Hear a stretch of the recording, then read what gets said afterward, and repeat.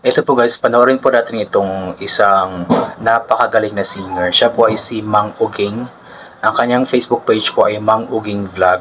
So kakanta siya ng Basta't Kasama Kita. So napakaganda po ng kanyang boses. So tara po, panoorin natin. Giliw, sana ay ikaw na nga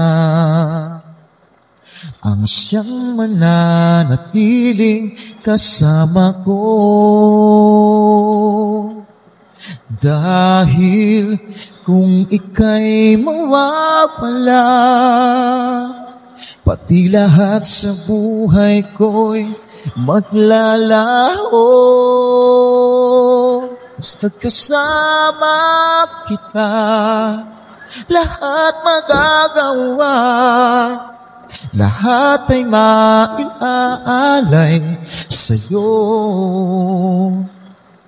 Basta't kasama kita, walang kailangan pa, wala nang hahanapin pa. Basta't kasama kita.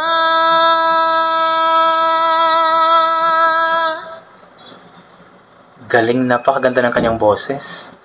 Napakasarap pakinggan sa tenga.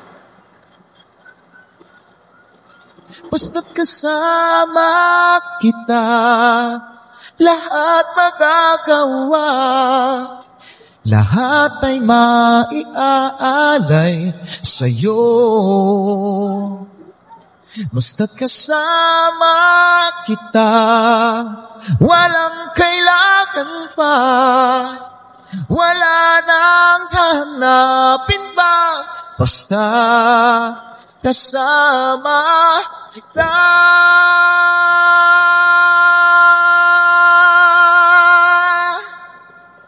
Walang kailangan pa, wala nang hanapin pa.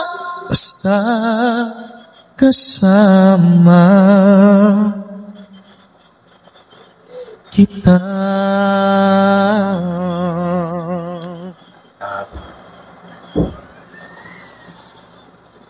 Galing ni Kuya Mang Uging. Ayan, tapos na. Ayan, tapos na po.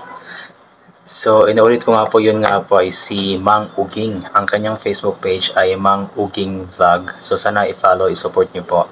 So, maliban po sa pagiging isang singer, isa din po siyang vlogger. At marami siyang mga content na pinopost doon. So, sana i-support po natin yung ganitong mga, mga artists, ganitong mga talento. Napakagaling ni Kuya. Napakasarap pakinggan ng kanyang boses. At sinasabi ko nga na hindi ako sigurado kung ang kumanta ba ng Basta't Kasama Kita ay si Dingdong Avansado, pero parang siya nga. At isa nga po ang kantang ito sa napakasikat na kanta dati. At yun, buhay pa din naman ang kantang ito ngayon at kinakanta pa din po ng iba't ibang mga singers just like this singer na si Mang Uging. So sana i-support pa natin yung mga kababayan po nating mga local singers na nagpo-post ng kanilang mga talento sa social media kasi tawag niyan, kahit na hindi pa sila ganun kakilala, pero malaki yung kumbaga na itutulong ng pagpo-post nila ng kanilang mga talento sa social media. Kasi sa panahon kasi ngayon, mostly sa mga tao, siguro mga 95% ng mga tao ay talagang nakatutok sa kanilang mga gadgets, nakatutok sa social media platforms like Facebook, YouTube, TikTok. At itong ginagawa ng mga artists nga po na pagpo-post ng kanilang mga singing talents or hindi man or kahit hindi singing talents like mga dancing or acting or kung ano-ano pa, ay nakakapagbigay pa rin ito ng entertainment sa mga viewers, sa mga tao na nanonood. Kaya maganda yung nangyayari sa panahon natin ngayon. Para sa akin kasi nabibigyan ng platform itong mga local talents natin ba na ibahagi yung kanilang talento. Kasi dati yung only way para makilala yung isang singer or isang artist is kapag sumali sa mga kompetisyon sa TV.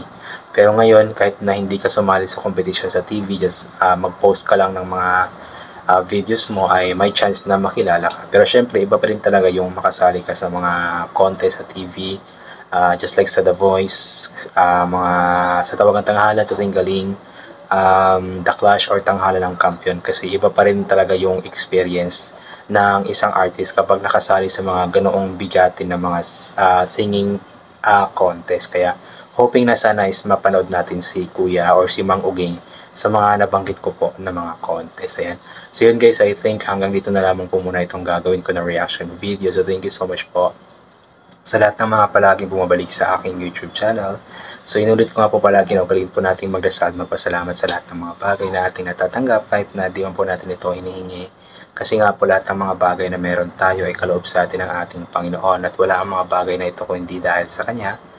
And always bring payong, kapote, sombrero, or anything na pwedeng maging proteksyon sa katawan kapag lalabas po tayo nang sa ganun kapag mainit ay hindi po tayo mainitan or kapag biglang umulan na hindi po tayo mababasa ng ulan. Always take vitamin C para maboost ang ating immune system at hindi po tayo matatamaan agad-agad ng kung ano-ano mga sakit-sakit. So once again, inulit ko hanggang dito na lamang po muna. God bless and bye for now po.